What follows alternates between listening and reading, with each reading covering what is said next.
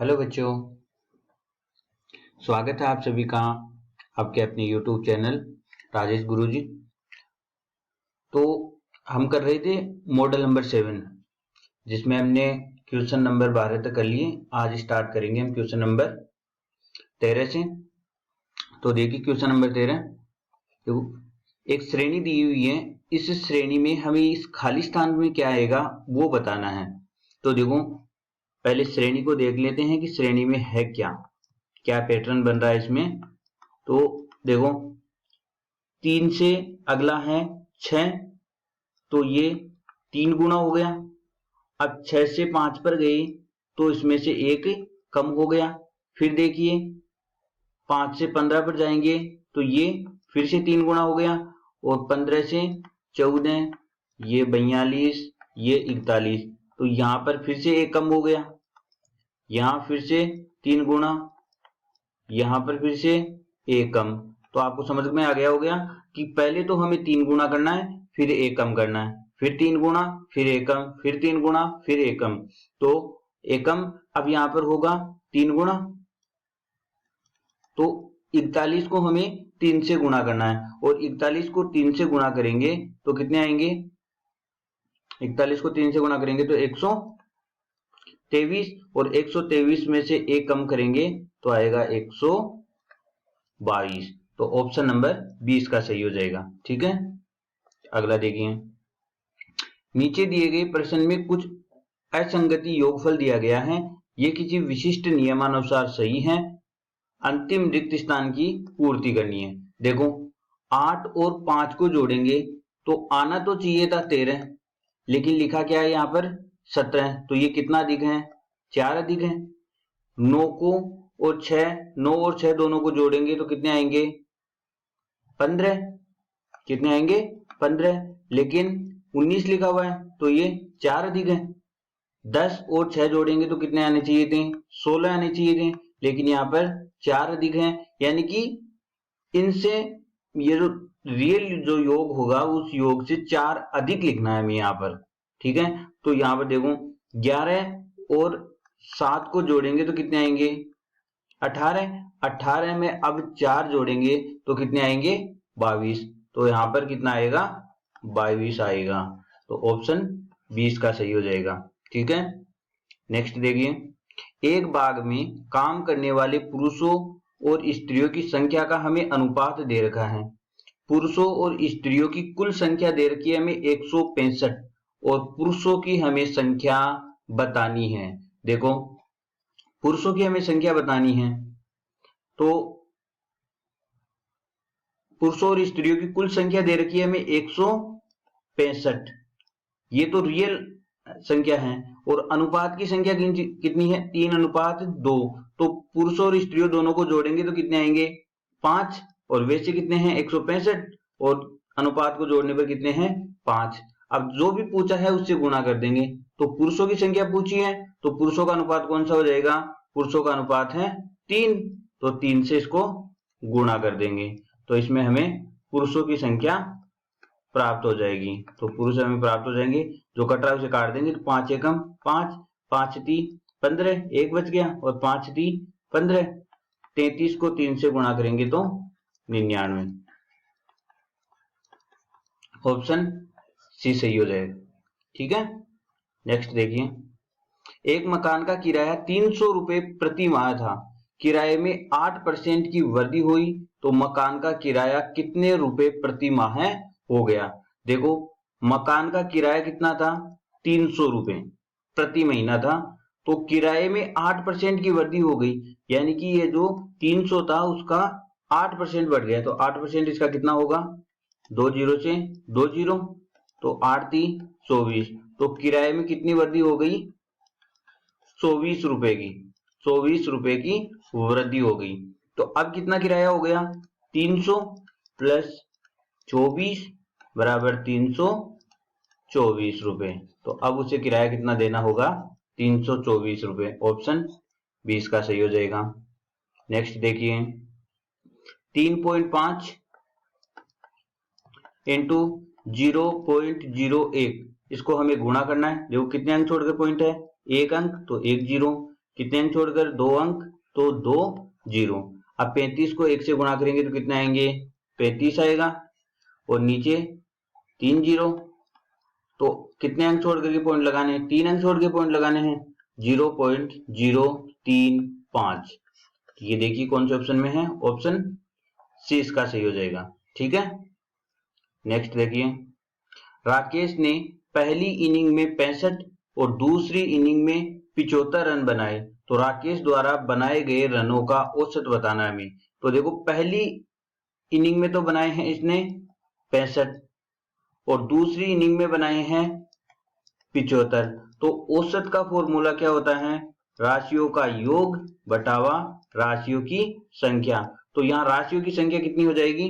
तो देखो, पहली इनिंग में कितना है? 65 है, और दूसरी इनिंग में कितना है? 75 है। तो यहाँ पर राशियों की संख्या कितनी हो जाएगी? ये राशियों की संख्या 2 इनिंग थी, तो 2 का इसमें भाग दे देंगे, जोड़ेंगे 5 और 5 10 की शून्य, हासिल किए 7 और 6 13, 13 और 1 14 बटावा 2, तो 2 का इसमें भाग देंगे तो कितने आएंगे? 70 आएंगे। तो इसका औसत कितना हो जाएगा? 70 रन हो जाएगा।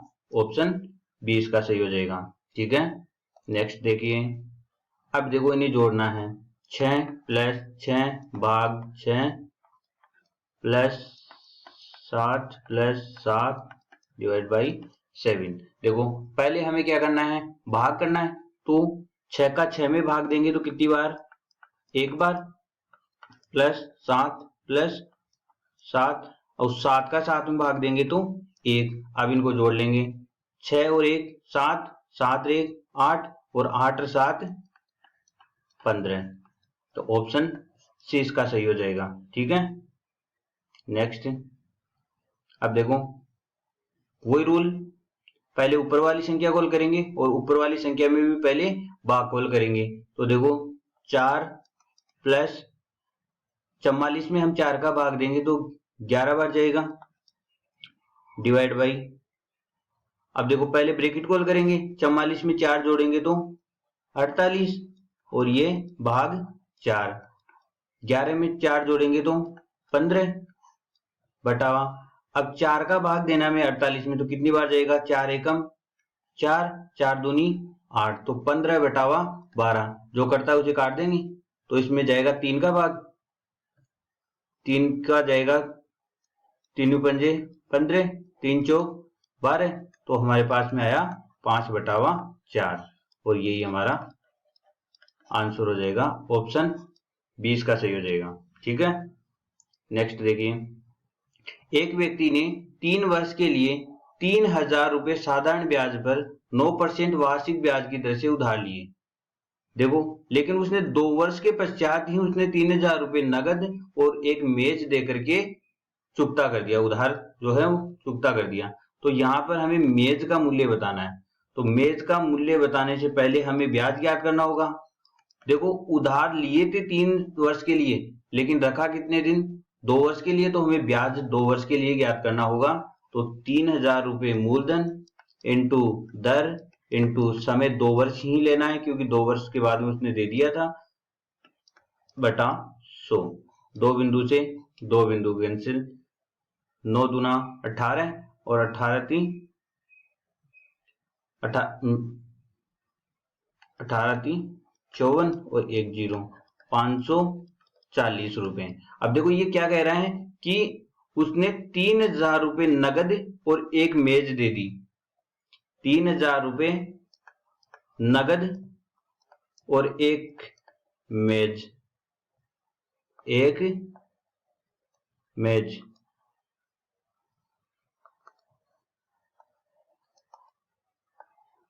एक मेज का मूल्य।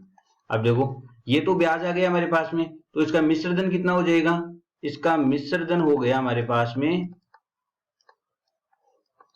3000 प्लस 540, तो ये हो गया 3540 रुपए इसका मिश्र धन हो गया। तो ये हो गया 3540 रुपए उसे देना था। देखो, 3000 रुपए उसने दे दिए, तो एक मेज का मूल्य हो जाएगा 3540 में से 3000 को घटा देंगे तो ये आ जाएगा 540 रुपए। ठीक है, तो यही हमारा आंसर होगा।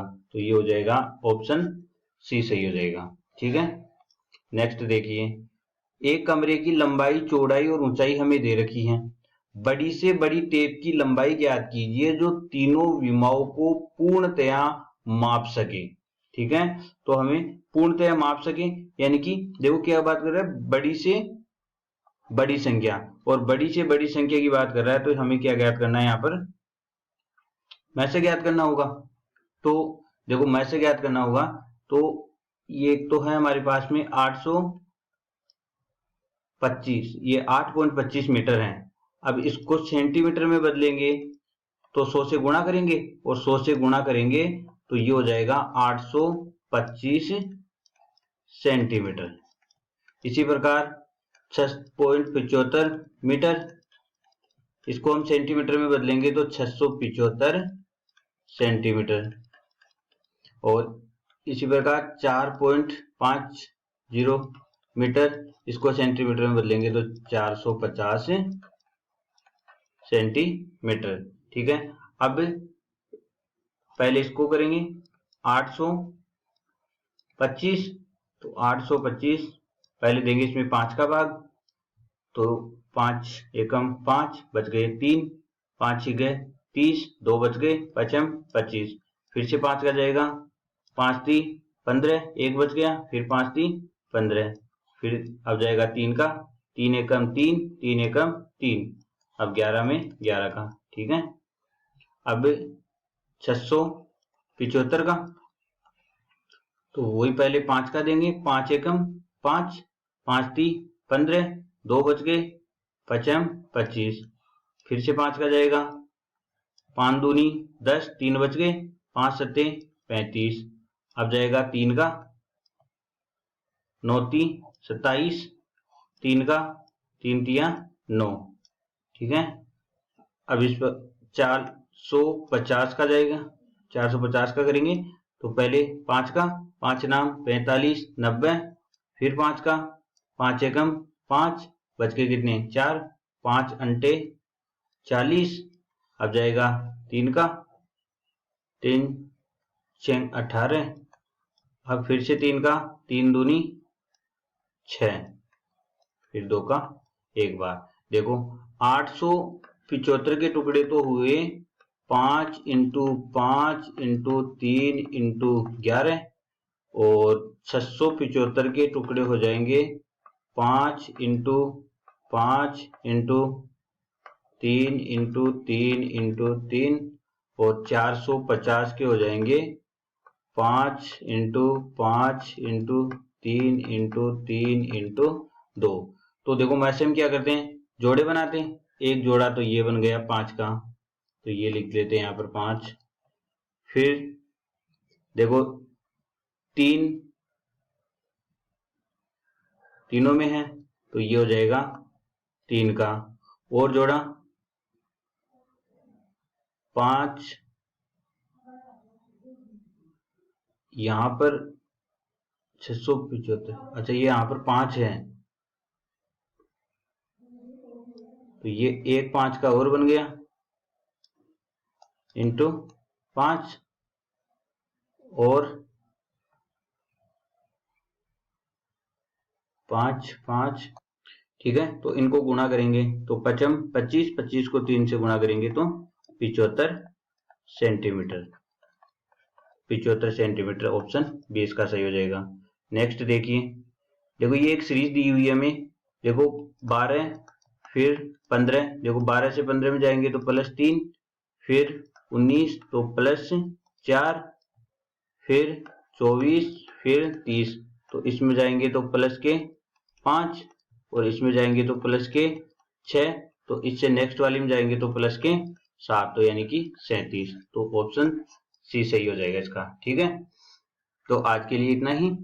वीडियो अच्छा लगे तो लाइक शेयर और सब्सक्राइब करना ना भूलें। Thank you.